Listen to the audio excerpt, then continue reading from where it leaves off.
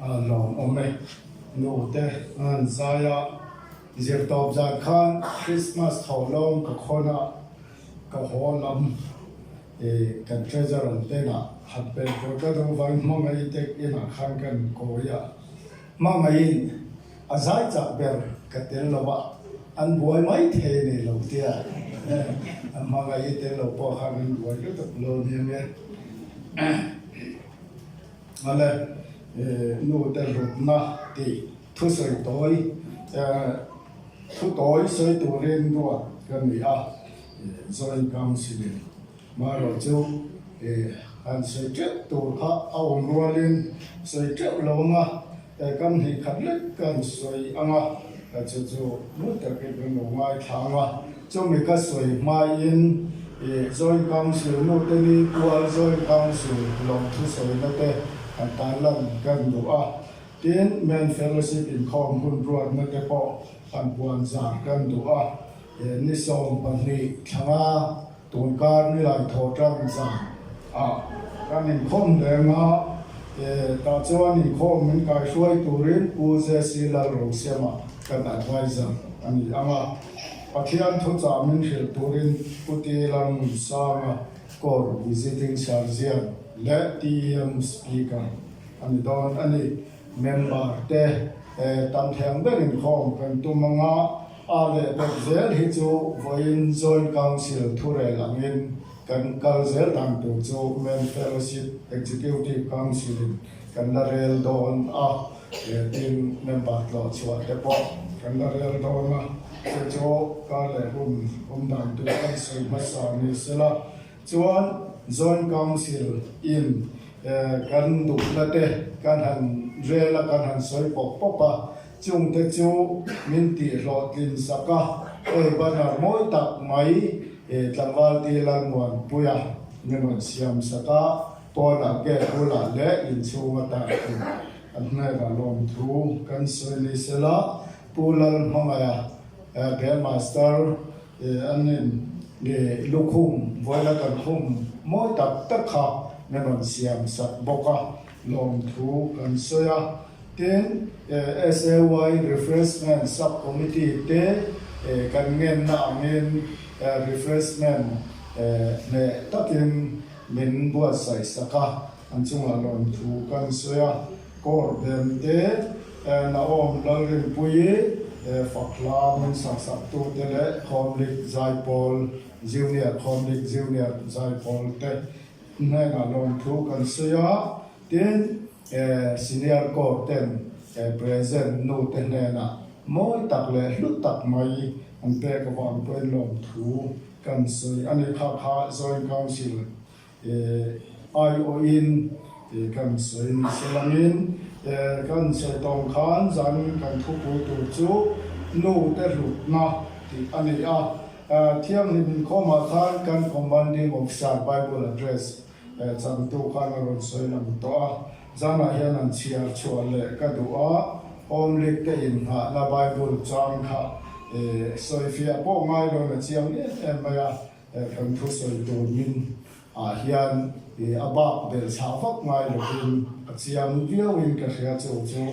kan chia lam du'a sang tuan chuan ka chia lo wanga thu fing te bung som thum le pakhat chang som atanga som pali tu he thu phim te bung som thum le pakhat chang som atanga som ali mei che khosak tha tunga mu theyam aman chu lung hlusen mi ain asang zo ta si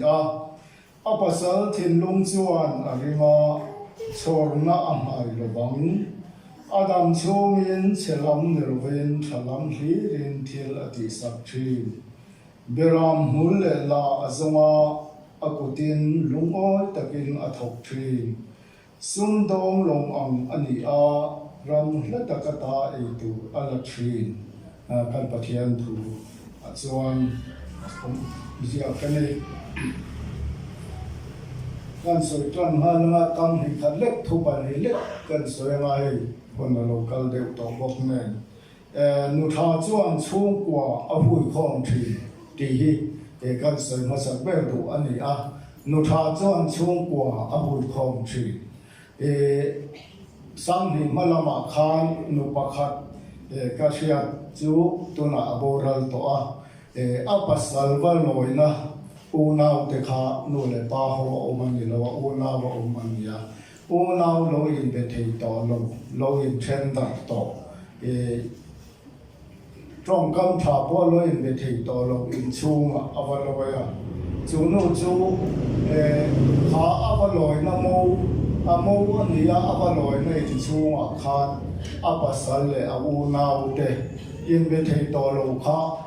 avarem khoma avachuk tua khoma lim takin unau in be thei to thin lo in be thei to lo kha an in bia thei pa chung kwa lim takin an om le pha chu ke ma mit nge ya ka mu le ka sia ani chu ta tang chuan nu te lu zia lo lam chiang le in ka sia zana local khom tilai nu te po hi in lu ma in loi na in pasal te chung kwa en amin nge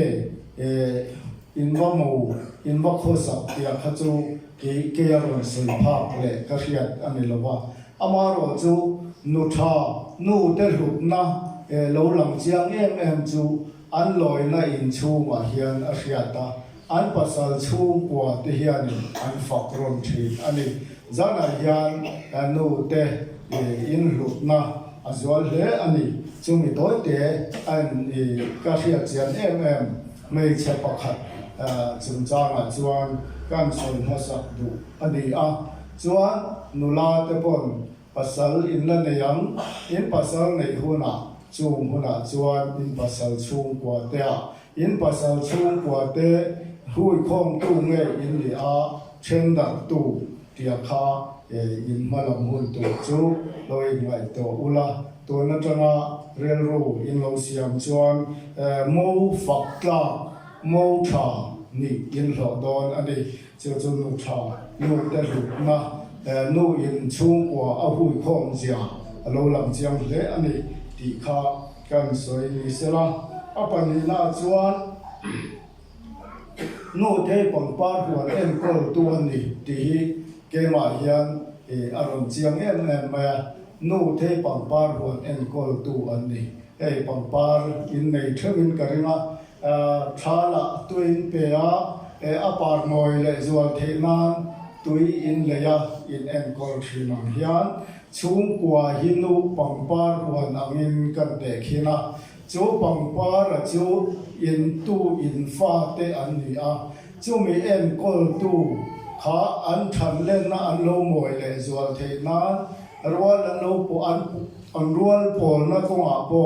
ami te tan en ton tla mi te tan rim tui chua tu an lo ni thena tu chuan em kol tu apoi mo chu mi em kol tu chu nu te an ni in tu in fa te tan hian in hlue ema in tu in fa te an moi thena tu chuan nu te zanga hian in poi mo ani ti hi in ria sa ma ni se kan soi non le tu